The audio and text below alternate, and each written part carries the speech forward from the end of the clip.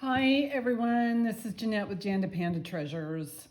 I just wanted to do a video, hopefully make it short and sweet. I don't know, maybe I'll get on a soapbox or something. I'm not selling anything in this video. I'm just kind of doing like an overview about mother of pearl and abalone.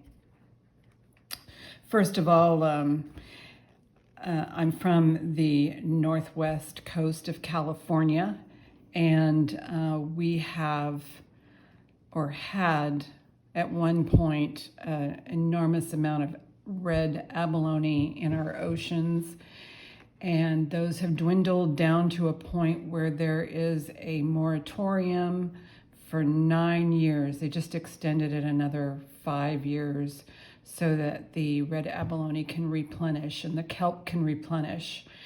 Northern California coasts they've had a horrible problem with many issues regarding environment and the climate change, the nuclear disaster in Japan. All that stuff came over to the Pacific Ocean and onto our beaches, and the warmth of the water increased the purple sea urchin to a point where it was taking away all the food that abalone eat, which is kelp and anything that's vegetable on the rocks, the sea lettuce and the algae and all that. So anything that is not, that's just green and on the ocean floor, the sea urchins have depleted, and the abalone population has dwindled down to an endangered situation. And that kind of filters down to jewelry and abalone. I always, think that we should understand the sources of where things come from, and abalone actually hits home to me. And I, as far as pronunciation of the word abalone, this is how I grew up. It's always been called abalone. There's no Y on the end, and there's no one of those exclamation marks. So a lot of people who have high intelligence and speak a few languages and maybe aren't familiar with abalone. I mean, it's only on the coasts at seawater. If you say abalone, I understand, because if you speak several languages and you're of high intelligence, that's how you would pronounce it, as it looks. So I don't fault anybody for however they pronounce it. It's not a wrong way, it's not a right way. Tomato, tomato, potato, potato, just roll with it. Anyway, so I do want to have some, environmental awareness about what abalone is and how it applies to where I come from. And as a kid and growing up, abalone was plentiful and it was a delicacy, and you could go out and dive for it. They had, it was just wonderful to have this wonderful food source. Through the years, because of poaching, the restrictions with Fish and Game and federal authorities and anybody in charge of coastal conservation, they have restrictions. And the only people who actually abide by these laws are the true abalone fishers. The people who fish for abalone, and they respect the environment, and they have a true appreciation for this mollusk. But again, the red abalone is in danger of dying off. The poachers are out there. They are stripping the coastline. They are caught all the time. Some aren't. And there are heavy fines. I do believe it's a felony to pull abalone during this moratorium of abalone fishing. So, I have a little bit of a soapbox here, but it's not this. This is a cute little turtle box. But there are types of abalone, and I'll get to these in a second, but I wanted to show you the amazing sizes that these guys come from, or that these guys are, and how they are found. So when you dive for abalone, you cannot dive with scuba gear. You cannot dive with a tank that provides you with oxygen. You have to have a snorkel. If you dive with a tank, you are in violation. You are in violation of a very serious law. And then when you go down, this is a true abalone shell. When you go down, how many feet? 20 feet. You got to be able to hold your breath. Yeah, it's just kind of a game situation, so you have to give the animal a chance. So as soon as you find an abalone, you have to be very quiet. In the meantime, you're holding your breath. And they have what's called an abalone pry bar, so that they hopefully can get in there before the abalone shuts down and you can pry it off the rock. These are they're metal bars.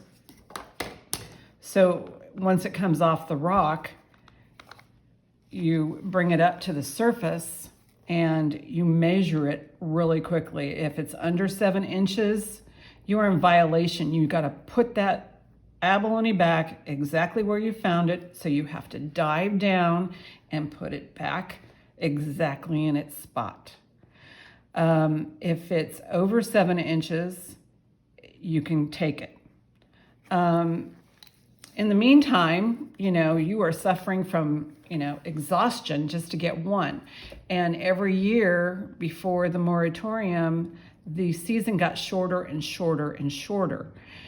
And Pacific Northwest is notorious for horrible riptides, difficulty in maneuvering there. You have to be an expert craftsman in order to have a ship out there of any kind.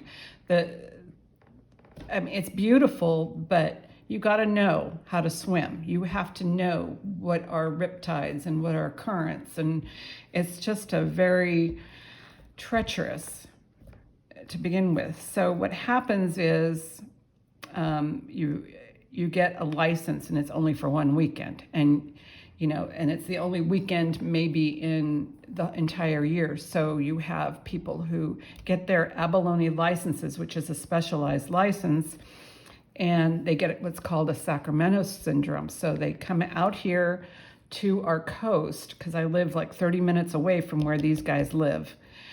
They get this, what we call Sacramento syndrome, and the weather's bad, the currents are horrible, but they're going to go out there anyway, because they have a license that they spent a lot of money for to get one of these, maybe 2 or maybe 3, depending on the limits of that time period. So a lot of people die getting these things. I always think about that when, you think about sourcing jewelry. My brother-in-law at one point got a heart attack. He didn't have Sacramento syndrome. It's just that his body was beaten up. He dove for so many years. He survived, but he dove for so many years for abalone. You can see where the prime marks may have happened for this particular one. This is a legal one. When you catch an abalone, you can't do anything with it. Once you catch it, you have to tag it. So you put a tag on here to show that you measured it. And during abalone season, there are so many fish and game wardens out there. There's more fish and game wardens than there are people diving for abalone, because they're watching you. And it's such a controversial thing.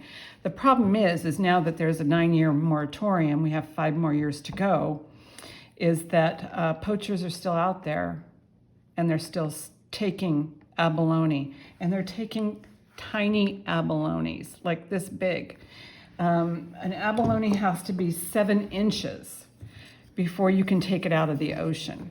So sometimes they just get measured even before they come up. Now, this is not a legal abalone. We found this one on the beach.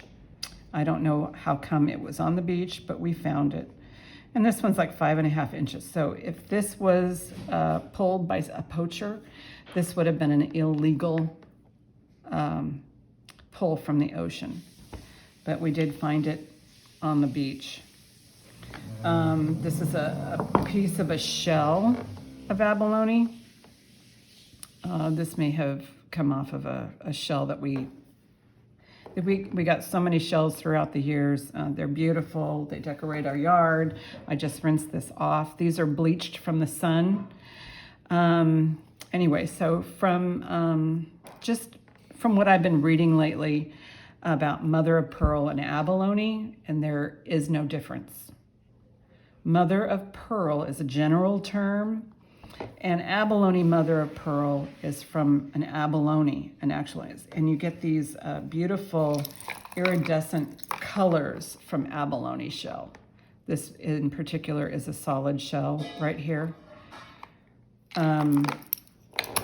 So I always think about, where our jewelry comes from and how it's sourced.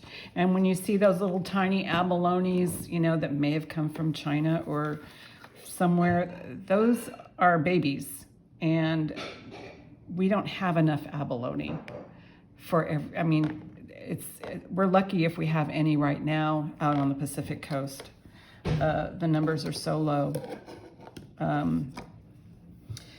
Anyway, so that's kind of like my little soapbox. I do want to go over some abalone pieces. These are not for sale, but this is a true abalone shell. This is a lacquer on it, and it's real pretty, but this is a solid shell piece, and it has quite a bit of the abalone on it. This is a veneered abalone, so like you see my hands, how glittery they are. You can get a slight veneer off of abalone so that you can, possibly make these beautiful beads. So this is not mine. This is just for show and tell. But this particular one has a veneer on it. Yeah, there's a lot going on with the abalone world. The purple sea urchins are eating up all of the food for abalone. They're fast and they're like lawnmowers, and they go through and they're just because of the warmth of the water, they're becoming more plentiful.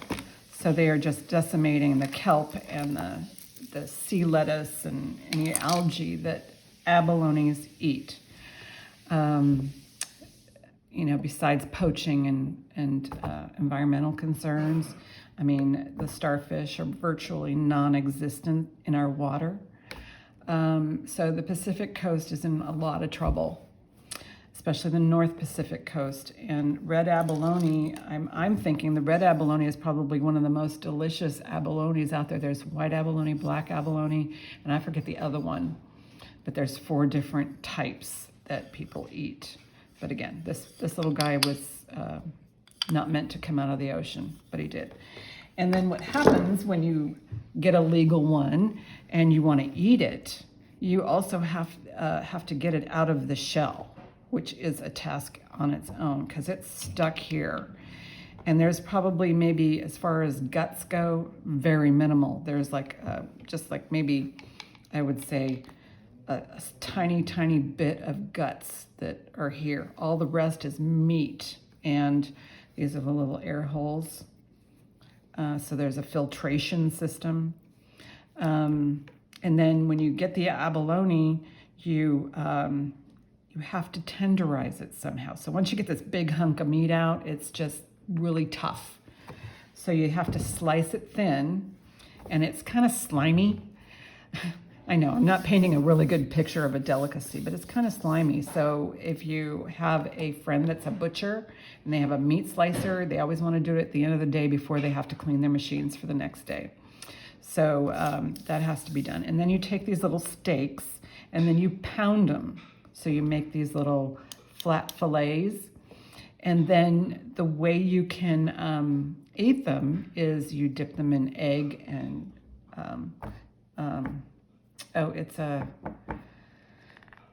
it's a breadcrumb. It's called panko, and then you fry them. That's one way to do it, and a lot of lemon, and it's so good. It's better than calamari, so if you're a calamari fan, your mouth will be watering for this. And then there's other ways to cook it too. We've done pepper poppers with cheese. We've poached them in wine. I mean, it's like a party, and the people who source abalone legally are opposed to poaching and diminishing these resources, and they are in full support of the laws. And hey, if you're only allowed one abalone a year on this particular date and time, they respect that. They don't go like a day later or a day earlier. They respect the law. So it's the abalone divers that are suffering the most from these poachers and from environmental issues. So anyway, so my brother-in-law, who is an avid diver, he kind of, you talk about pearls, and again, the mother of pearl is this part of the shell that's so shiny. This again these guys have been bleached out in the sun, but this part is considered pearlized, and this is mother of pearl in the general term. You can get mother of pearl from oysters that create pearls. Well, getting a pearl from an abalone is extremely rare. So this particular pearl came from an abalone. And so did this one. This one's a little bitty guy. But these are two rare pieces, and they probably came out of a monster abalone that got a little irritation and developed a pearl. So this is my biggest shell that I have here. And I would assume that these pearls were in this type of shell. So this big boy, he's huge. And you can see the purple iridescence in there. Anyway, so I enjoy talking about abalone. I believe in conservation, and we really need to get these guys back up to shape. It takes 12 years for an abalone to get to be 7 inches, which is legal. 12 years to get to 7 inches. So this guy is at maybe 5.5. And 7 inches is way out here. So this one probably had another couple of years to go to get to legal size. And these guys, my big boy here, he is about 10 inches. I've heard of him being bigger, 9.5. So I just wanted to share that, and think about ivory. I would never ever purchased ivory. I know it's out there. I know at one point it was legal, but when we source our materials to make jewelry, we just need to be aware of where it comes from. And this is where mother of pearl comes from. And if you have mother of pearl, cherish it, because whoever had to go dive for it risked their life to get this pearlized shell. So anyway, I just wanted to do a video just to be out there. Tomorrow I'm going to be opening possibly a blue box, or maybe a mystery box, vintage box that I got from Shop Goodwill. So fingers crossed that comes in and we can have some fun. But in the meantime, I'll just let you look at some of this pretty abalone stuff that's not for sale. Look, I made my little tray a mess, but at least all the little pieces and parts are in there. So this is the veneer abalone. Again, not my necklace, not for sale. This is the actual shell.